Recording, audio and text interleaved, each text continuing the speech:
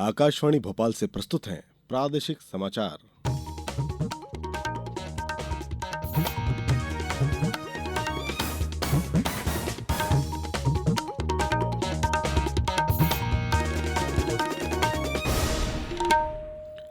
नमस्कार, समाचारों के साथ मैं शरद बाघेला। सबसे पहले इस बुलेटिन के मुख्य समाचार।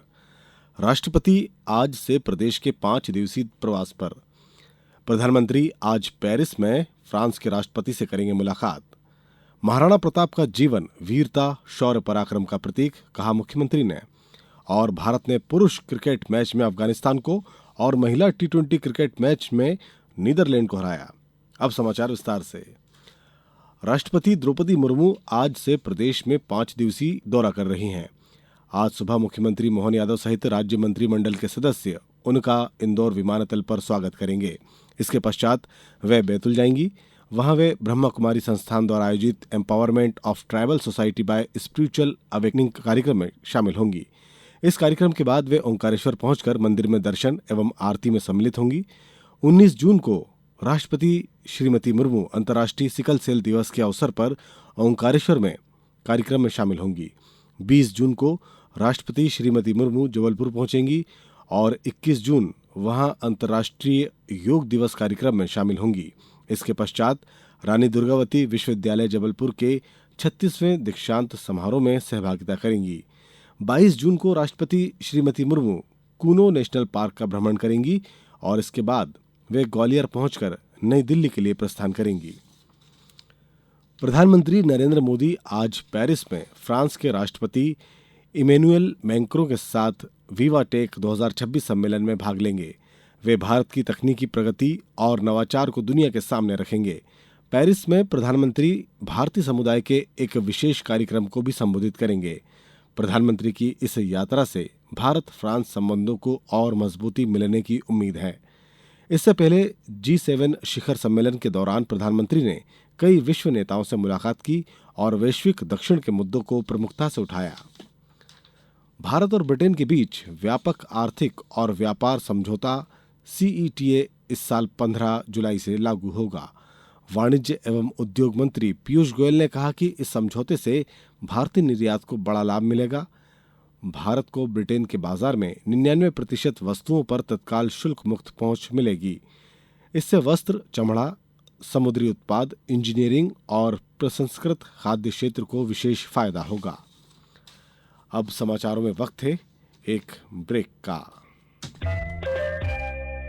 ये समाचार आप आकाशवाणी मध्य प्रदेश से सुन रहे हैं। ये समाचार बुलेटिन YouTube पर Madhya Pradesh news all India radio channel पर और Facebook के साथ ही X प्लेटफॉर्म पर AIR न्यूज भोपाल पेज पर सुने जा सकते हैं। इसके अलावा आप हमारी वेबसाइट newsonair.gov.in पर या न्यूज ऑन AIR ऐप पर भी समाचार सुन सकते हैं।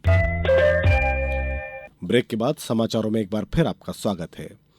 मुख्यमंत्री डॉक्टर मोहन यादव ने कहा कि वीर शिरोमणि महाराणा प्रताप का जीवन वीरता, शौर्य, पराक्रम, त्याग का प्रतीक है। उनका नाम स्मरण करते ही मन श्रद्धा से भर जाता है। महाराणा प्रताप ने तमाम कठिनाइयों के बीच भी राष्ट्र प्रथम को सर्वोपरि रखा। समाज का हर वर्ग देश की अस्मिता और आत्मसम्मान के लिए महाराणा प्रताप को एक आदर्श व्यक्तित्व के रूप में देखता है। मुख्यमंत्री डॉक्टर यादव कल वीर शिरोमणि महाराणा प्रताप की 486वीं जयंती के अवसर पर भोपाल के महाराणा प्रताप नगर में आयोजित राज्य स्तरीय समारोह को संबोधित कर रहे थे।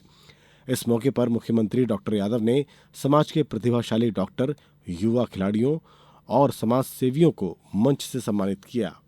इस अवसर पर मुख्यमंत्री ने कहा, यशस्वी प्रधानमंत्री के नेतृत्व में विरासत से विकास की ओर जब बढ़ने की बात आएगी तो हमारे लिए भौतिक अधोसंरचनाएं, जीवन उपयोगी आवश्यक वस्तुओं के लिए, लेकिन गौरवशाली अतीत के लिए भी हमारी सरकार काम कर रही है। ऐसे कामों के सिलसिले में हमने कमिटमेंट किया था कि महाराणा प्रताप जयंती पे छुट्टी होगी तो पूरे देश में एकमात्र राज्य मध्य प्रदेश है जो महाराणा प्रताप की जयंती के अवसर पर अपने उस अवकाश को भी निभा रहा है। लेकिन अवकाश के साथ साथ उनके जीवन के सभी पक्षों को आने वाली पीढ़ी को जानने के लिए भी हम पाठ्यक्रम में भी महाराणा प्रताप को जोड़ने वाले हैं ताकि स्कूल एजुकेशन के माध्यम से उनके जीवन के सभी पक्षों से भविष्य की पीढ़ी को भी सीखने को मिले। मुख्यमंत्री डॉक्टर मोहन यादव ने कहा कि सिंहस्थ 2028 के भव्य आयोजन के लिए हजारों करोड़ के विकास कार्य तेजी से पूर्ण किए जा रहे हैं। उज्जैन, इंदौर और आसपास के सभी जिलों में विकास को गति मिल रही है। इंदौर उज्जैन मेट्रोपॉलिटन में धार, नागदा और रतलाम को भी शामिल किया गया है। मुख्यमंत्री डॉक्टर यादव कल उज्जैन जिले के नागदा में बालाजी धाम में श्री राम दरबार प्राण प्रतिष्ठा व ध्वज पूजा कार्यक्रम को संबोधित कर रहे थे। डॉक्टर यादव का श्री बालाजी धाम में भव्य स्वागत किया गया। कार्यक्रम में कर्नाटक के राज्यपाल थावरचंद गहलोत विशेष रूप से उपस्थित थे। संयुक्त राष्ट्र की संस्था यूएन वुमेन द्वारा संचालित safe cities and safe public spaces for women परियोजना में जबलपुर शहर को शामिल किया गया है। जबलपुर का चयन देश के एकमात्र शहर के रूप में किया गया है। विश्व के चुनिंदा 65 शहरों में संचालित इस महत्वाकांक्षी परियोजना के तहत जबलपुर में महिलाओं के लिए सुरक्षित सर्वसाधारण सार्वजनिक वातावरण विकसित करने की दिशा में कार्य योजना तैयार की जाएगी। इस उपलब्धि पर कल मानस भवन में बैठक आयोजित की गई। बैठक में महिला जनप्रतिनिधियों ने अपने अपने क्षेत्रों से जुड़े अनुभव और सुझाव साझा किए।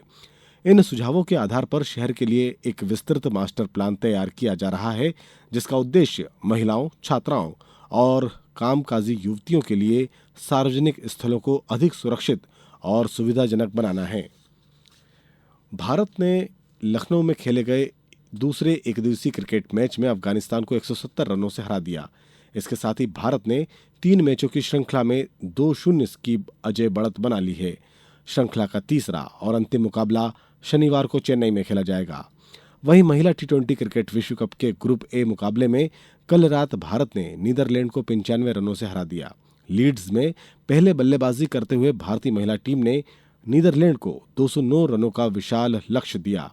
जवाब में नीदरलैंड की टीम 114 रन पर सिमट गई।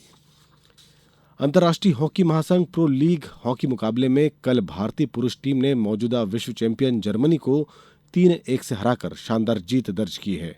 आज अगले मुकाबले में भारत का सामना जर्मनी से होगा। अब कुछ समाचार संक्षेप में। शिवपुरी जिले में प्राकृतिक खेती को प्रोत्साहित करने के उद्देश्य से 19 जून को विकासखंड कोलारस के ग्राम पचावली और 20 जून को जिला मुख्यालय शिवपुरी स्थित मानस भवन में प्राकृतिक खेती कार्यशालाओं का आयोजन किया जाएगा। क्षेत्रीय सांसद महेंद्र सिंह सोलंकी आज आगरमालवा स्थित नमो उपवन में वृक्षारोपण करेंगे और साथ ही जिले में आयोजित विभिन्न कार्यक्रमों में शामिल होंगे।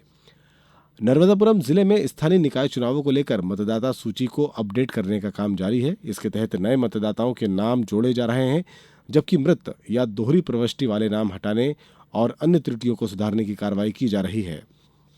इंदौर जिले के चंद्रावतीगंज में आगामी 20 जून को केंद्रीय मंत्री मनोहर लाल खट्टर इंदौर उज्जैन ग्रीनफील्ड कॉरिडोर का भूमि पूजन करेंगे। इस अवसर पर मुख्यमंत्री डॉक्टर मोहन यादव उपस्थित रहेंगे। कटनी जिले में आयोजित जनकल्याण शिविरों के माध्यम से शासन की जनकल्याणकारी योजनाओं का लाभ पात्र हितग्राहियों तक पहुंचाया जा रहा है। शिविर में अब तक 13,000 से अधिक आवेदन प्राप्त हुए, जिनमें से 12,156 का निराकरण किया जा चुका है। श्योपुर जिले में प्रधानमंत्री पोषण शक्ति निर्माण योजना अंतर्गत छात्रों के लिए संचालित मध्याह्न भोजन कार्यक्रम में रसोइयों के लिए कुकिंग प्रतियोगिता का आयोजन किया गया। और अंत में मुख्य समाचार एक बार फिर। राष्ट्रपति द्रौपदी मुर्मू आज से प्रदेश के 5 दिवसीय प्रवास पर। प्रधानमंत्री आज पेरिस में फ्रांस के राष्ट्रपति से करेंगे मुलाकात। महाराणा प्रताप का जीवन वीरता, शौर्य पराक्रम का प्रतीक, कहा मुख्यमंत्री ने। और भारत ने पुरुष क्रिकेट मैच में अफगानिस्तान को, तो वहीं महिला टी20 क्रिकेट मैच में नीदरलैंड को हराया। इसी के साथ इस बुलेटिन में बस इतना ही। हमारा अगला बुलेटिन दोपहर 2:10 पर होगा। दीजिए अनुमति। नमस्कार।